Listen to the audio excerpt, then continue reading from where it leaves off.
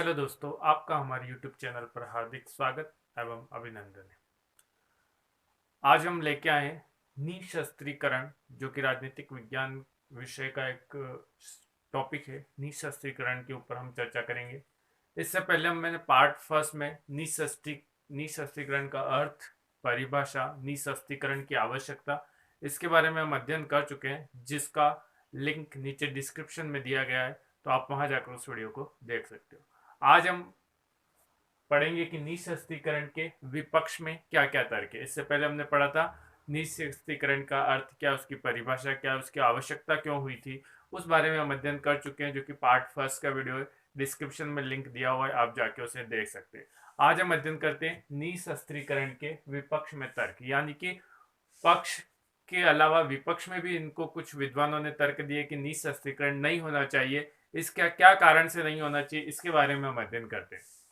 पहला अगर देखें निःशस्त्रीकरण के विपक्ष में तर्क में, हम पहला देखें कि निःशस्त्रीकरण से युद्ध होने की प्रवृत्ति बढ़ेगी। यानी कि इनका कहना है, इन विद्वानों का, निःशस्त्रीकरण से युद्ध होने की प्रवृत्ति बढ़ेगी। यानी इनका कहना है कि अगर देशों के पास हथियारों को कम कर दिया जाए या समाप्त कर दिया जाए तो दोनों देशों में युद्ध की स्थिति बनने की संभावना रहेगी, क्योंकि हथियार रहेंगे तो वो एक दूसरे से लड़ने झगड़ने के लिए थोड़ा डरेंगे, घबराएंगे। अगर उनके पास हथियार ही नहीं है और दोनों समान हो गए तो यहाँ पर युद्ध की जो प्रवृत्ति है वो बढ़ जाएगी। तो इसके विपक्ष वाले कहते हैं कि अगर हथियारों को कम किया जाए या समाप्त किया जाए तो निःशस्त्रीकरण से दोनों देशों के बीच युद्ध की प्रवृत्ति बढ़ेगी, क्योंकि दोनों के पास हथियार नहीं होंगे और हथियार नहीं होने के कारण दोनों एक दूसरे से डरेंगे नहीं, और डरेंगे नहीं तो उनमें युद्ध की प्रवृत्ति या लड़ाई झगड़े बढ़ेंगे। तो इस कारण से निःशस्त्रीकरण के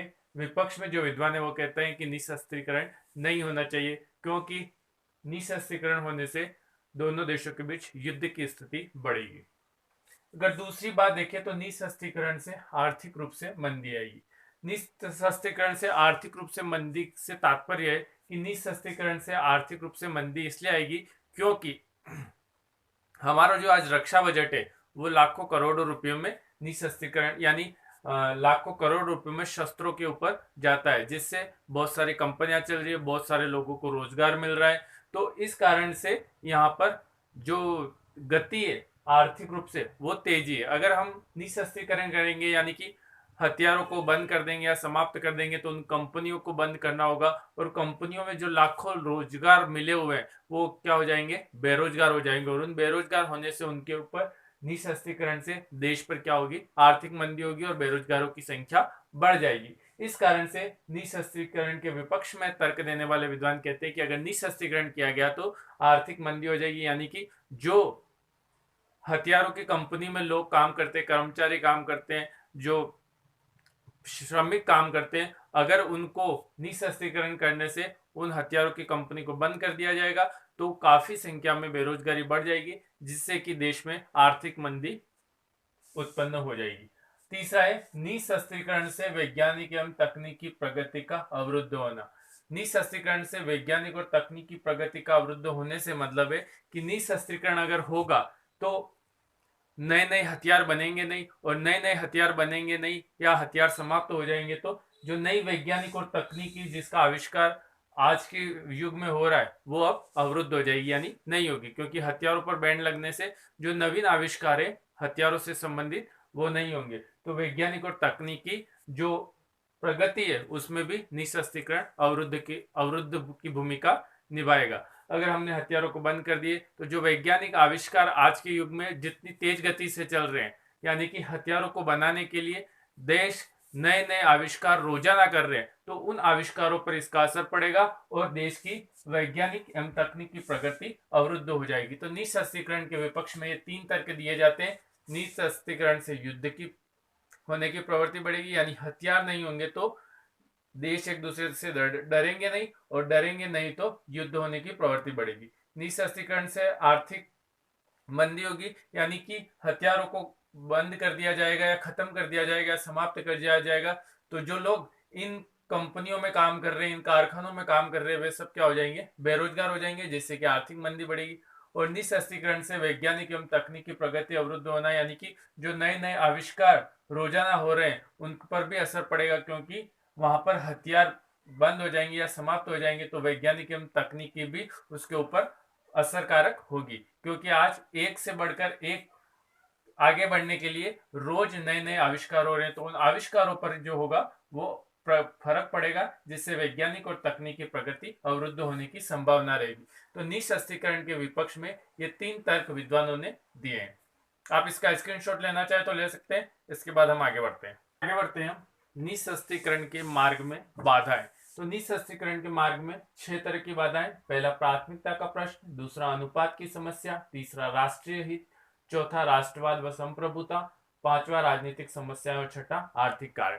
अब प्राथमिकता को प्रश्न को लेकर देखा जाए तो प्राथमिकता किसको दी जाए, पहले निःशस्त्रीकरण को किया जाए या राज्यों के आपसी विवादों को सुलटाया जाए। प्रश्न दो है, या तो निःशस्त्रीकरण पहले किया जाए या राज्यों के आपसी विवादों को पहले सुलझाया जाए। इन दो प्रश्नों में प्राथमिकता किसको दी जाए। कुछ विद्वान कहते हैं कि अगर निःशस्त्रीकरण को कर दिया जाएगा तो राज्यों के आपसी विवाद अपने आप ही सुलझ जाएंगे, और कुछ विद्वान कहते हैं कि राज्यों के आपसी विवादों को सुलझाया जाए तो निःशस्त्रीकरण स्वयं ही सुलझ जाएगा, यानी निःशस्त्रीकरण स्वयं हो जाएगा। राज्यों के बीच विवाद नहीं रहेंगे तो निःशस्त्रीकरण की आवश्यकता नहीं पड़ेगी। तो ये दो प्रश्नों के कारण निःशस्त्रीकरण में बाधाएं आ रही है कि पहला किसको मान्यता दी जाए, कि निःशस्त्रीकरण को पहले किया जाए या राष्ट्रीय के आपसी विवादों को पहले सुलझाया जाए। तो विद्वान दो मत है, कोई कहता है कि निःशस्त्रीकरण को पहले कर दिया जाए जिससे राज्यों के आपसी विवाद स्वयं ही सुलझ जाएंगे, और कुछ कहते हैं कि राज्यों के आपसी विवाद को सुलझा दिया जाए ताकि निःशस्त्रीकरण आसानी से हो जाएगा। तो इस बीच किसको प्राथमिकता दी जाए, कौन से प्रश्न को प्राथमिकता दी जाए या कौन से कार्य को पहले किया जाए,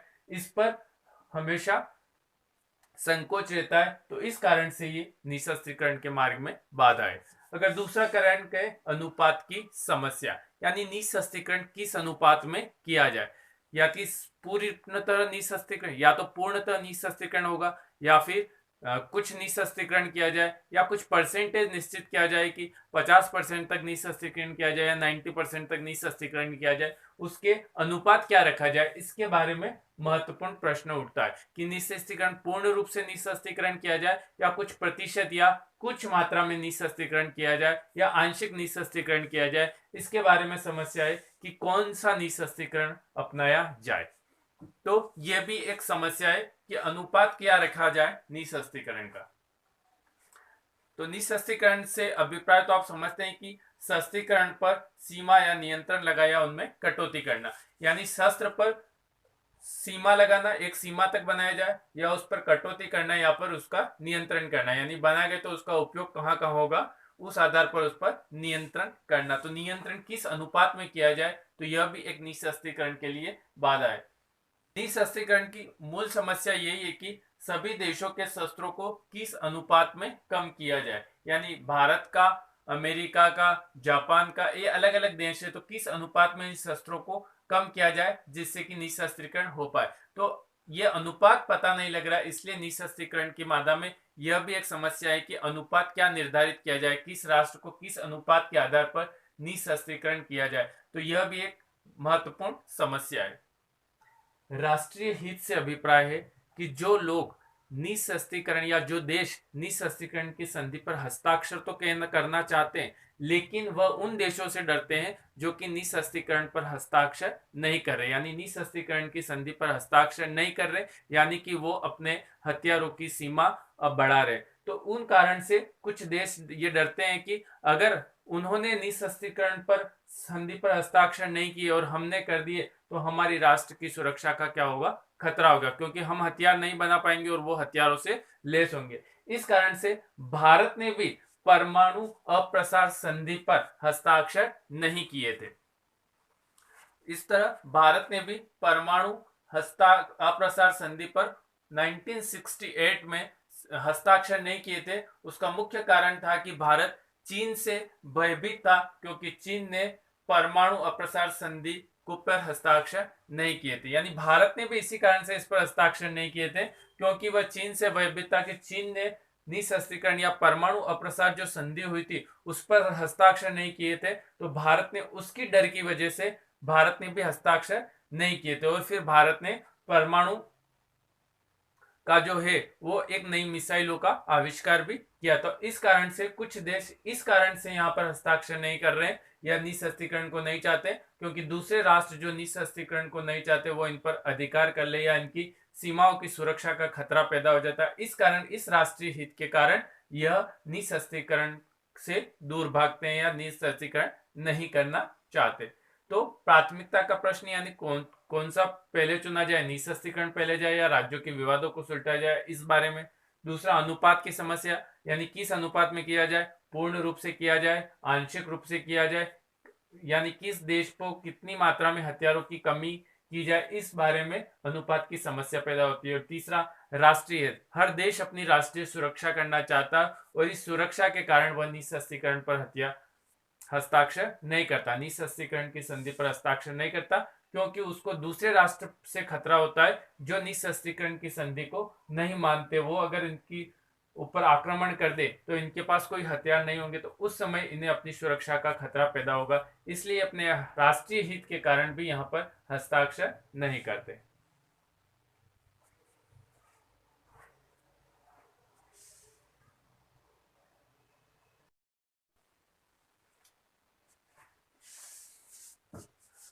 चौथा हमारा है राष्ट्रवाद व संप्रभुता। राष्ट्रवाद व संप्रभुता की भावना प्रत्येक राष्ट्र के नागरिक में होती है।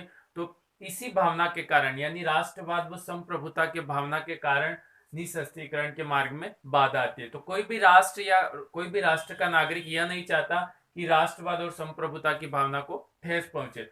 राष्ट्रवाद और संप्रभुता से तात्पर्य कोई भी राष्ट्र यह मानना नहीं चाहता कि कोई अंतरराष्ट्रीय संस्था निःशस्त्रीकरण के आधार पर इनके ऊपर नियंत्रण रखे या इनके ऊपर जांच करे।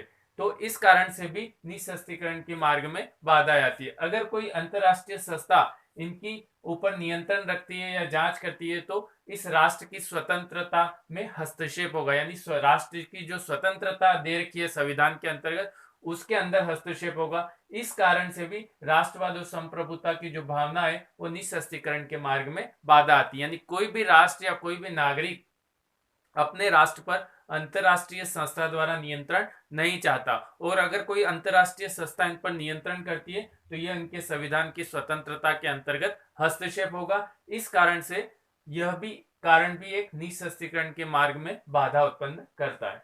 पांचवा है राजनीतिक समस्याएं।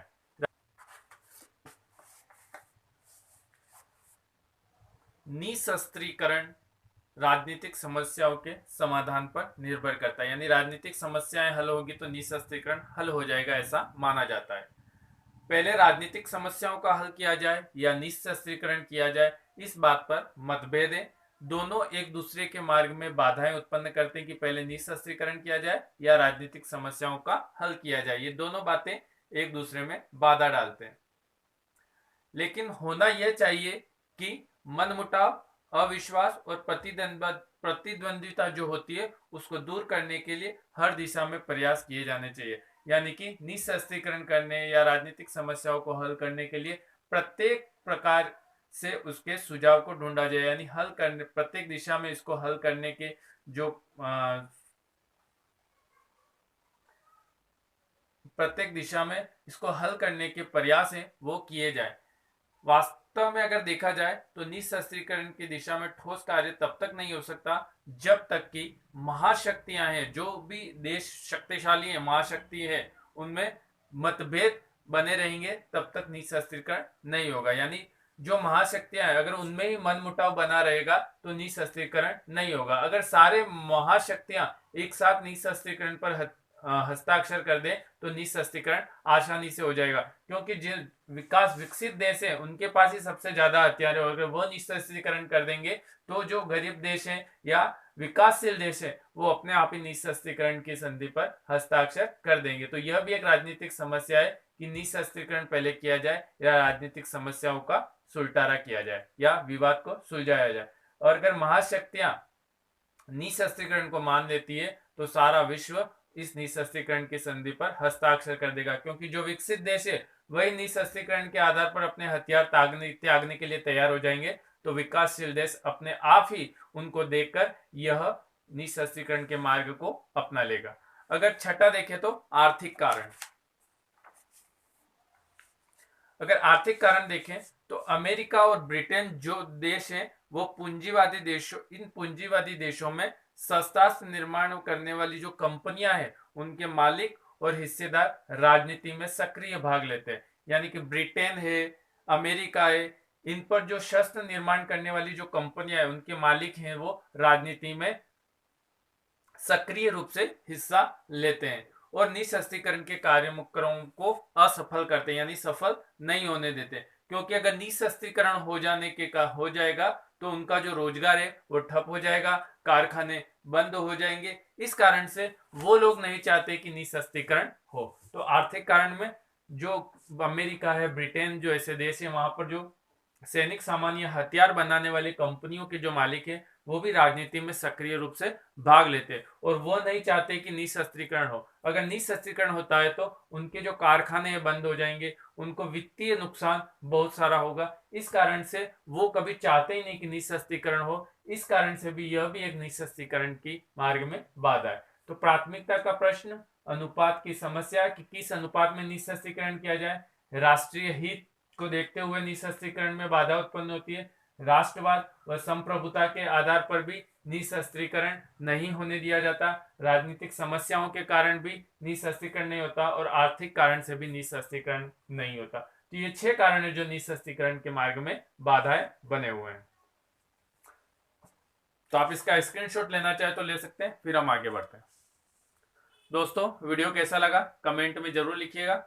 वीडियो अच्छा लगा है तो लाइक कर दीजिएगा, शेयर कर दीजिएगा और चैनल पर नए हो तो चैनल को सब्सक्राइब कर दीजिएगा ताकि नई वीडियो का नोटिफिकेशन आपके पास जल्द से जल्द पहुंच सके।